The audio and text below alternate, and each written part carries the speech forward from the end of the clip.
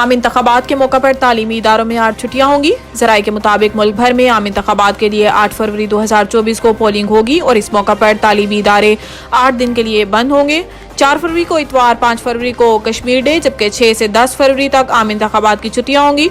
11 फरवरी को इतवार होगा और इस तरह 8 छुट्टियों के बाद 12 फरवरी को स्कूल, कॉलेजेस और जामियात खुलेंगे। हमें सिलेक्टेड कहा गया, लेकिन इस वक्त तो मदर ऑफ ऑल सिलेक्टेड हो रहा है।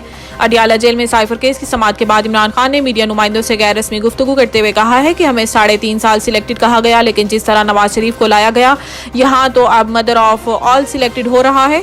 मुल्क की तारीख में ऐसी सिलेक्शन कभी नहीं हुई। एक सर्टिफाइड मनी लॉन्ड्रर के तमाम केसेस खत्म कर दिए गए। इन्होंने कहा है कि निगरान हुकूमत और इलेक्शन कमीशन भी इस मुजरिम की मदद कर रहे हैं। CCPO लाहौर तो सर्टिफाइड मुजरिम को सल्यूट मार रहा है। ये हमें गुलाम बना रहे हैं। सारी पार्टी को कहता हूँ इतवार को बाहर निकले। इनका कहना था कि जमहूरियत का मतलब गुलामी, नामंजूरी और आज़ादी है। हमारी मुहिम कानून की हुक्मरानी के लिए है और कानून की हुक्मरानी भी आज़ादी की जमानत देती है, लेकिन ये चोर कभी इस मुल्क में कानून की हुक्मरानी और इंसाफ का बोलबाला नहीं होने देंगे। फैजाबाद धरना तहकीकाती कमीशन को मजीद वक्त मिल गया। सुप्रीम कोर्ट में फैजाबाद धरने के मुहर्रकात जानने के लिए कायम कमीशन की मुद्दत बढ़ाने से मुतल्लिक केस की समाअत हुई। धरना कमीशन के TORs में तब्दीली का नोटिफिकेशन सुप्रीम कोर्ट में पेश किया गया, जिसे अदालत ने कबूल कर लिया। अटॉर्नी जनरल मंसूर उस्मान ऐवान ने बताया है कि हमने 2 मुतफर्रिक दरखास्तें दायर की हैं। कमीशन को मजीद 1 माह की तौसीह दी गई है। अदालती इस्तफसार पर जवाब दिया कि कमीशन 14 फरवरी को अपना काम मुकम्मल कर लेगा।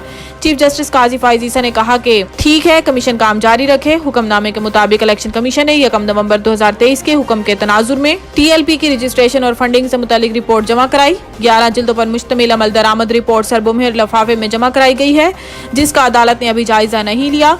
जायजे के बाद जरूरी हुआ तो मजीद अहकाम जारी किए जाएंगे। बैरूनी फाइनेंसिंग में ताखीर पर पाकिस्तान को दोस्त ममालिक की मदद दरकार होगी।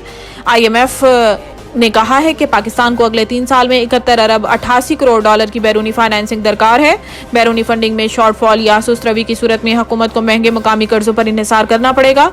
सिर्फ रवां माली साल 24 अरब 96 करोड़ डॉलर की बैरूनी फंडिंग दरकार है। आलमी मालियाती इदारे ने कहा है कि 2025 में 22 अरब 24 करोड़ डॉलर, 2026 में 24 करोड़ 67 लाख डॉलर की जरूरत है। पाकिस्तान के जिम्मा कर्जों का हुजम गैर पायदार और बैरूनी खतरात ज्यादा है। चैलेंज से निपटने के लिए आलमी मालियाती इदारे और मुख्तलिफ ममालिक से भारी फाइनेंसिंग दरकार होगी।